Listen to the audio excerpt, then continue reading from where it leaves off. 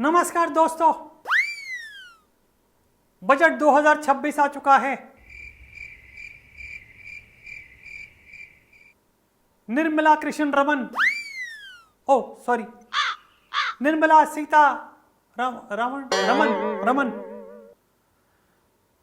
उन्होंने कहा है, जो बजट पेश किया है, ना तो उसमें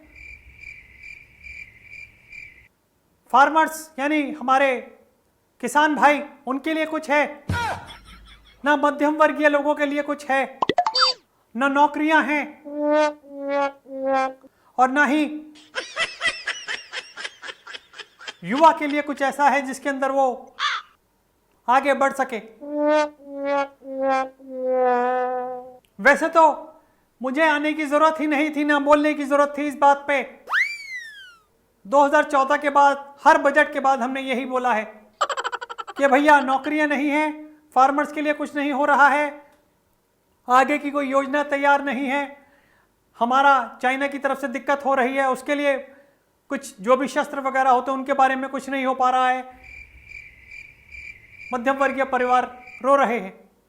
हम पहले से चिल्लाते आ रहे हैं क्योंकि हमारे पास मुद्दे ही नहीं हैं। अब की बार बजट आ गया है तो अब एक और लो। मैं आपसे कहना चाहता हूं, अगर वाकई में इस सरकार ने युवाओं को नौकरियां दी होती, उनके लिए काम मुहैया कराए होते, तो आज मेरे पास भी काम होता, क्योंकि मैं भी कांग्रेस का युवा नेता हूं। मुझे बार बार कभी लकड़ी वाले के, कभी कपड़े सिलने वाले भाई के, कभी ड्राइवर साहब के साथ, कभी ट्रक ड्राइवर साहब के साथ, कभी शिल्पकारों के साथ नहीं बैठना पड़ता, और ना ही मुझे ऐसा करना पड़ता कि जिसमें मुझे कुछ करने की जरूरत हो। मेरे बाप दादाओं ने कुछ नहीं किया तो मैं क्या करके उखाड़ लेता। रोड पर निकला था कि शायद विकास बढ़ाऊं अपनी पार्टी का, लेकिन केवल मेरी दाढ़ी बढ़ी। जीजू के लिए जमीनें देख ली मैंने उस चक्कर में, भारत तोड़ो ओ मोड़ो ओ जोड़ो यात्रा में। विकास सिर्फ हमारे यहां भी जीजू का हो रहा है, और वो भी हमारी उस पे। जिस तरीके का बजट है उसमें सब चीज महंगी होती गई है, कर दी गई है। इसका भार किस पे आता है? हम पर। किस किस तरीके से लोगों को मारा जा रहा है हमें पता है, कि चलो वो ऐसे नहीं मर रहे तो कोई नहीं, महंगाई इतनी कर दो कि भैया अफोर्ड ही ना कर पाए।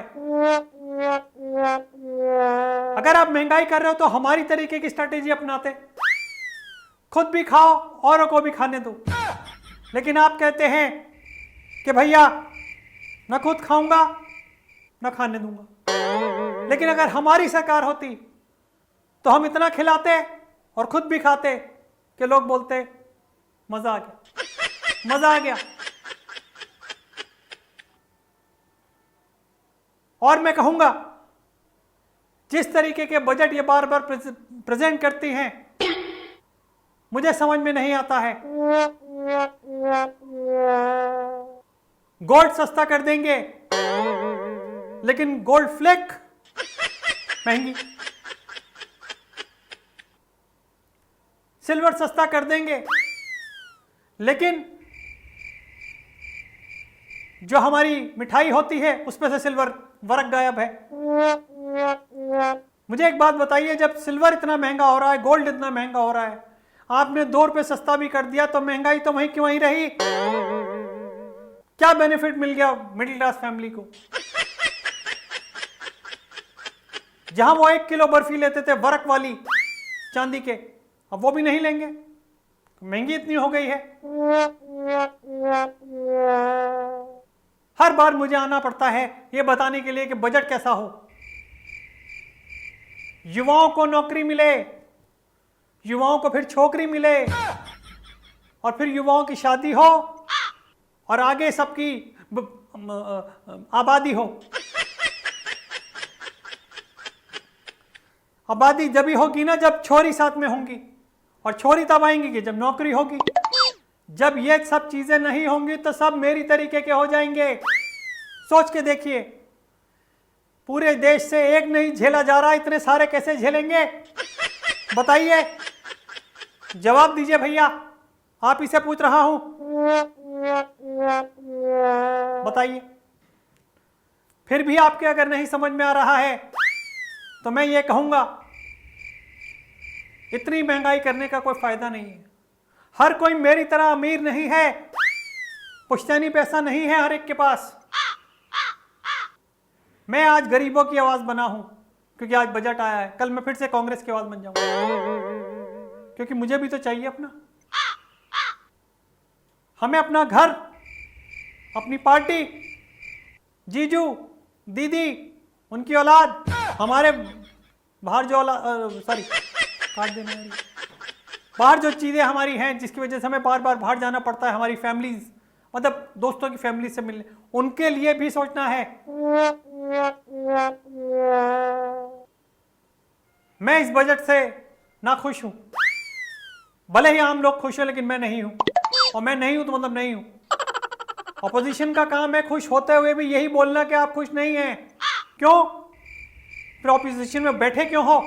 फिर तो आपको बाहर ही कर देंगे। अगर आपको मेरा ये भाषण अच्छा लगा हो तो भैया एक बार ताली बजा दो, ऐसे ठोक दो, ठोक दीजिए आप। मैंने तो ठोक ही रखी है पूरी पार्टी अपनी, आप भी ठोक दीजिए, वरना फिर कह दीजिए मुझे okay bye bye tata see you gone.